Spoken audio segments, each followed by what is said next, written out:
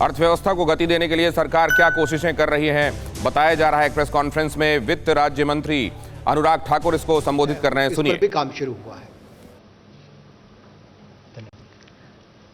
I move to the next. Again, progress in some key items under the Atmanirbhar 1.0 announcements. At that time, we had made announcements linked to the Kisan credit cards. Credit boost has been achieved to 2.5 crore farmers through the KCC.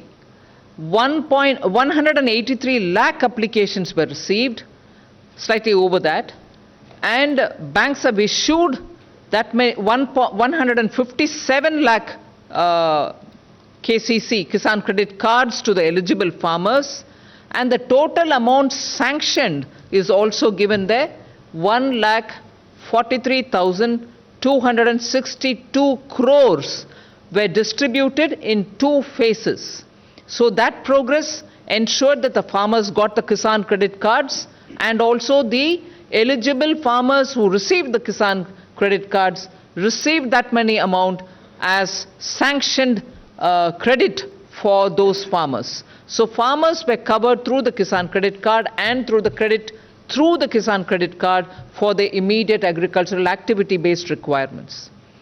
Similarly, we announced a Matsya Sampada Yojana, and in that 21 states have sent the proposals. They've also received the money and sanctioned 1,681 crores for the fishermen who were to be covered under Matsya Sampada Yojana.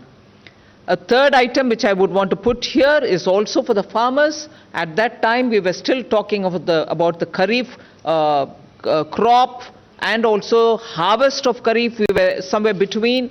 But in anticipation of the Rabi, we said we will give over and above the BE 25,000 crores, which will be distributed to the farmers so that their preparation for Rabi, preparation for sowing for Rabi will all be facilitated.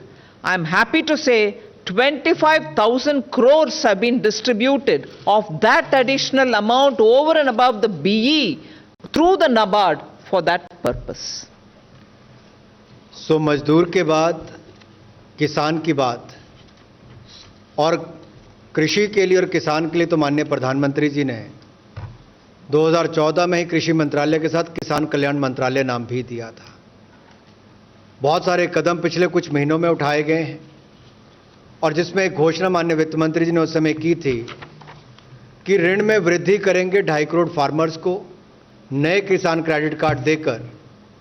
और आज बताते हुए प्रसन्नता हो रही है कि अब तक लगभग 1,83,14,000 से ज़्यादा एप्लीकेशन जो रिसीव की गई हैं, उसमें बैंकों ने 1,57,44,000 से ज़्यादा किसान क्रेडिट कार्ड को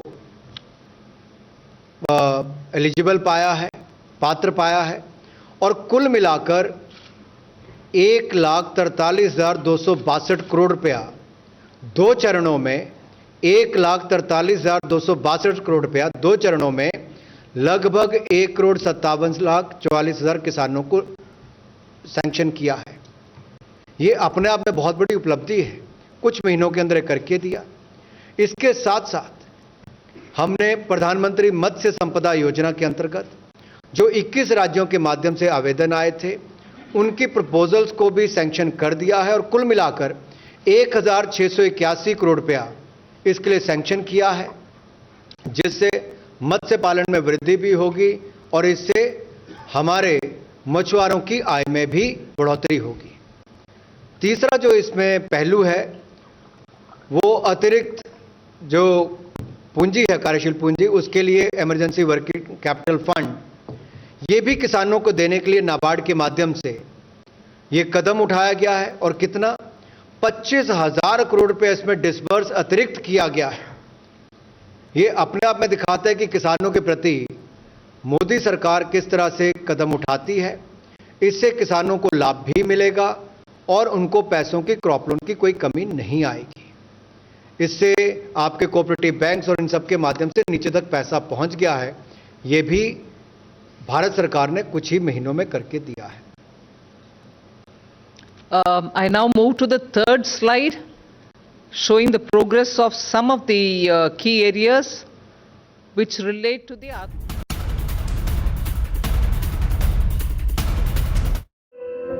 धुआं धुआं सा ये शहर क्यों दिखता है, सुना है बाजार में धुएं का सामान बिकता है। ये दिवाली सिर्फ दिए वाली।